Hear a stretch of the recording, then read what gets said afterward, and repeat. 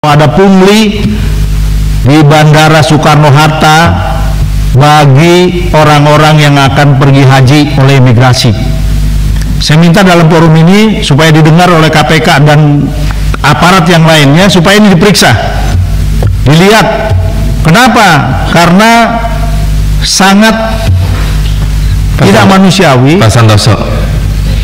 Pak Santoso nggak lagi marah gara-gara nggak naik haji kan? Enggak ya, oke. Enggak. Jadi sangat tidak manusiawi, orang yang mau pergi haji banyak yang menabung dan lain sebagainya, tapi dikenakan, Pak. Jadi mohon Bapak bertindak cepat agar pungli ini tidak berlanjut, tidak terus-menerus dilakukan oleh oknum-oknum imigrasi. Ya.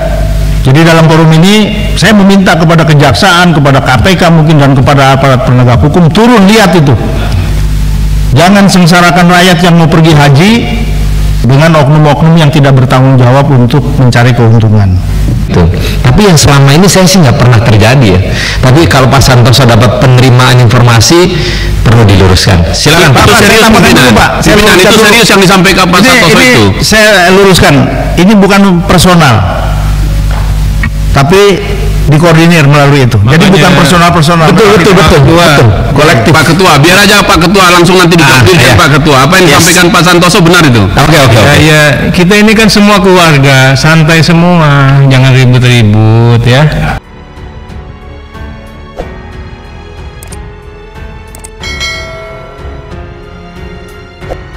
Saya langsung saja nih.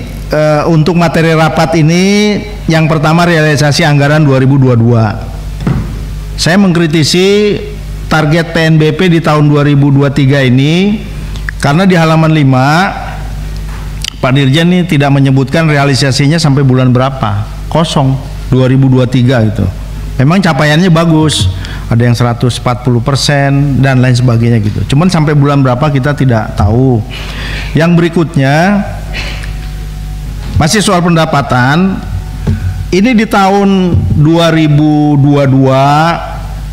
pendapatan PISA ini naiknya 524,91%, sangat signifikan. Tapi targetnya kenapa di tahun 2023 dari 2022 hanya 390 miliar maksud saya menjadi 992. Jadi tetap targetnya itu di bawah sehingga bisa terrealisasi. Nah, untuk membandingkan ini apakah salah atau tidak perhitungan ini, saya minta data di tahun 2020 sampai dengan 2021 sehingga kita bisa lihat gambarannya bahwa target itu memang pantas ditetapkan seperti itu meskipun di tahun 2022 mengalami kenaikan secara signifikan yaitu 524%. Yang berikutnya saya kritisi soal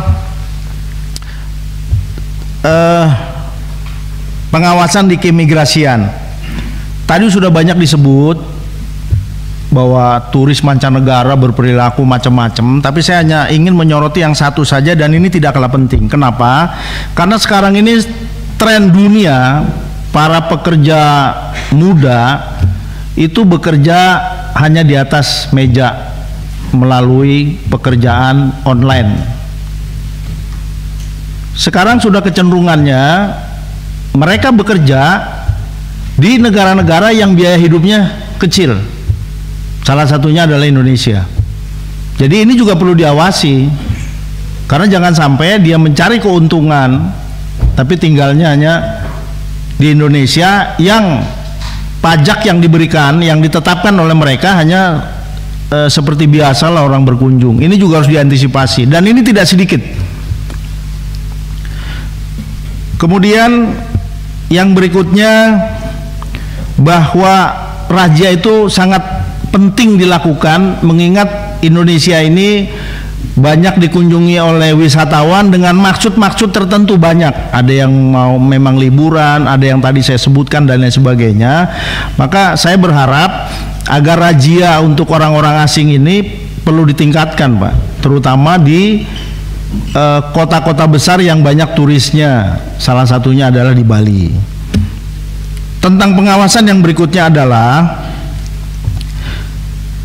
sebelum rapat ini ada beberapa orang yang ketemu saya menyampaikan, mudah-mudahan Pak Dirjen tidak menutup mata, menyampaikan bahwa ada pungli di Bandara Soekarno-Hatta bagi orang-orang yang akan pergi haji oleh imigrasi. Saya minta dalam forum ini supaya didengar oleh KPK dan aparat yang lainnya supaya ini diperiksa, dilihat. Kenapa? Karena sangat tidak manusiawi. Pak Santoso nggak lagi marah gara-gara nggak naik haji kan? Enggak ya, oke. Enggak. Ya, ini karena ada fungsi ini, Pak, pengawasan keimigrasian. Iya, enggak. Saya udah berangkat haji tahun alhamdulillah 2018. Ya. Jadi sangat tidak manusiawi, orang yang mau pergi haji banyak yang menabung dan lain sebagainya, tapi dikenakan, Pak.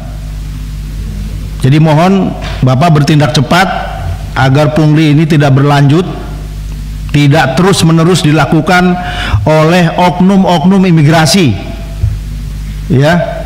Jadi dalam forum ini saya meminta kepada kejaksaan, kepada KPK mungkin, dan kepada aparat penegak hukum turun lihat itu. Jangan sengsarakan rakyat yang mau pergi haji dengan oknum-oknum yang tidak bertanggung jawab untuk mencari keuntungan. Yang berikutnya tadi Bapak memaparkan tentang desain organisasi imigrasi, di mana untuk agar langsung imigrasi direktif kepada menteri itu supaya berdiri sendiri. Menurut saya belum waktunya, Pak. Ide ini bagus, tapi belum waktunya. Kenapa? Karena fiskal kita masih terbatas. Kalau Bapak membentuk organisasi semacam itu, maka anggarannya akan tambah di luar dari tugas-tugas yang ada di pundak aparatur keimigrasian. Saya kira itu. Terima kasih pimpinan dan terima kasih kepada Mas Arteria Dahlan. Assalamualaikum warahmatullahi wabarakatuh. Jadi Pak Santoso terkait dengan pungli ya, saya agak kurang sependapat gitu ya, karena yang saya tahu imigrasi dalam proses perjalanan haji itu kan dia kolektif biasanya bersamaan dengan travel. Ini yang saya pahami ya. Tapi kalau ada informasi yang memang perlu diluruskan, nanti Pak Dirjen untuk berikan pengawasan lebih konkret kepada pelaksanaan ibadah haji, agar jangan sampai ada para oknum mengambil kesempatan atau terkait dengan misalnya mempercepat visanya, dicop-cop itu misalnya begitu. Tapi yang selama ini saya sih nggak pernah terjadi ya. Tapi kalau Pak Santoso dapat penerimaan informasi perlu diluruskan. Silakan Pak. Itu serius pimpinan. Pimpinan itu serius yang disampaikan Pak Santoso itu. Saya luruskan. Ini bukan personal, tapi dikoordinir melalui itu. Makanya, jadi bukan personal. Betul. Kolektif. Pak Ketua, biar aja Pak Ketua langsung nanti dijawab iya. Pak Ketua. Apa yang disampaikan Pak Santoso benar itu? Oke. Ya, kita ini kan semua keluarga, santai semua, jangan ribut-ribut ya.